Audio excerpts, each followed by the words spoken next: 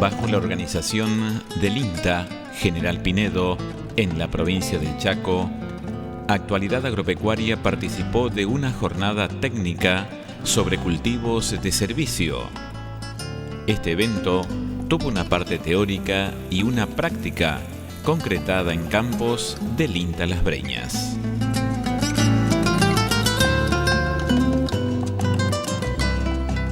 En esta jornada tenemos invitados especiales. El ingeniero Cristian Álvarez, Romina Fernández, que son de INTA Anguil, y son los referentes hoy por hoy en lo que es física de suelo y cultivos de servicio, justamente para mejorar las propiedades físicas del suelo. También nos acompaña el ingeniero Salvador Prieto de Santiago del Estero, que trabajó mucho tiempo en lo que es el uso del agua, uso eficiente del agua a través de los cultivos. Entonces creo que estamos en una zona, ubicados en una zona donde nuestro principal problema es hacer un uso eficiente del agua para traducirlos a los cultivos de renta. Entonces, como herramienta para poder aumentar la capacidad de reserva de esos suelos, estamos trabajando con cultivos de servicios. Si bien no es nueva la práctica, siempre digo, antes se denominaban abonos verdes porque hacíamos labranza, entonces hacíamos cultivos que se incorporaban justamente para que al descomponer liberaran más nutrientes para que fueran utilizados o reutilizados por el cultivo de renta. Cuando vino la siembra directa, cambiamos el propósito, había que generar mucha cobertura para proteger el suelo, los empezamos a denominar cultivos de cobertura.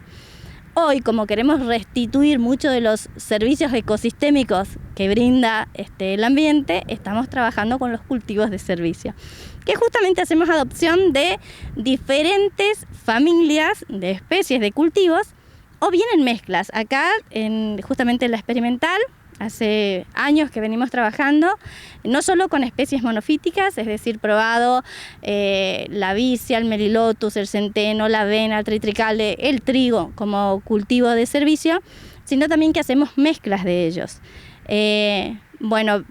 Trabajamos en estas líneas como líneas propias de INTA, propias de investigación de INTA, pero también con otras instituciones, o sea, con otras entidades. Estamos trabajando con los grupos CREA, hoy hay presente técnicos de los grupos CREA, con ellos también hacemos evaluaciones de este tipo de cultivos de servicios.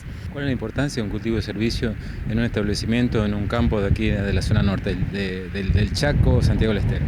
Bueno, nuestros suelos se encuentran muy degradados. Todo lo que son los suelos que fueron primeramente colonizados, donde se instalaron las primeras colonias agrícolas que tienen entre 80 y 100 años de agricultura, son los que más deteriorados están.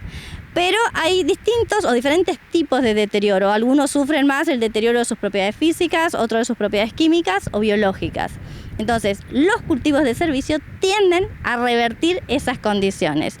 Usamos, por ejemplo, cultivos de gramíneas o caso del trigo, el triticale, la avena, el centeno, justamente para mejorar la estructuración del suelo, mejorar la porosidad en aquellos suelos que tienen problemas físicos o de compactaciones.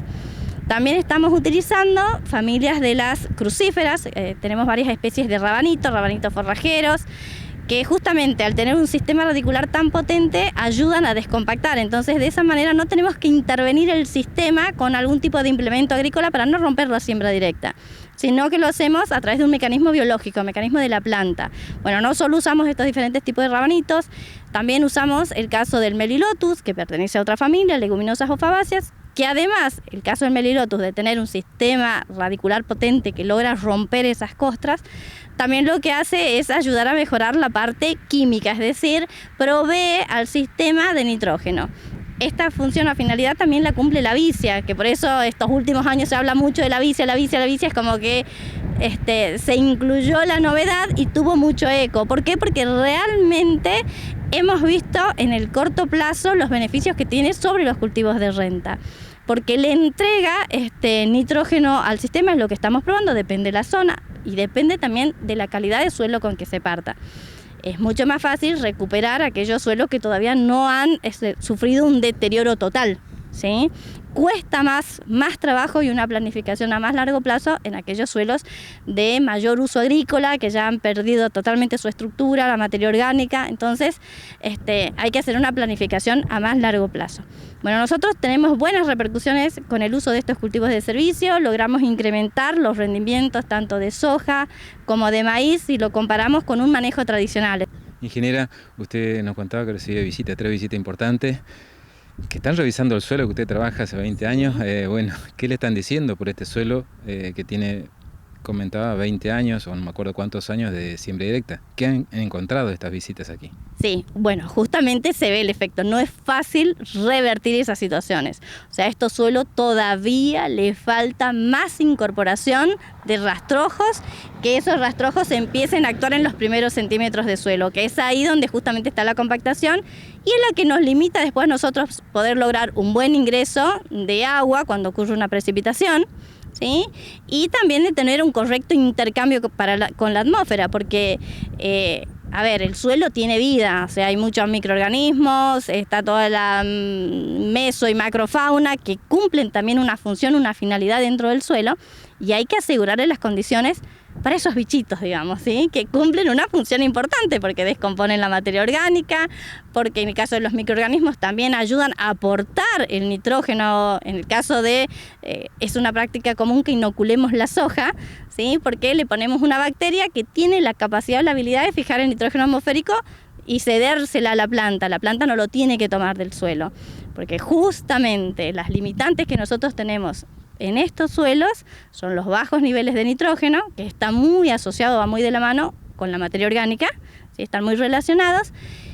Y algo que nos complica o nos compromete la funcionalidad física del suelo es la presencia de limos. En la mayor parte de los suelos de esta región predominan los limos. Entonces esas partículas tienden siempre a desagregarse y forman o costras superficiales o compactaciones subsuperficiales, ¿sí? Y eso es lo que dificulta el buen funcionamiento del sistema. Justamente es lo que se está viendo.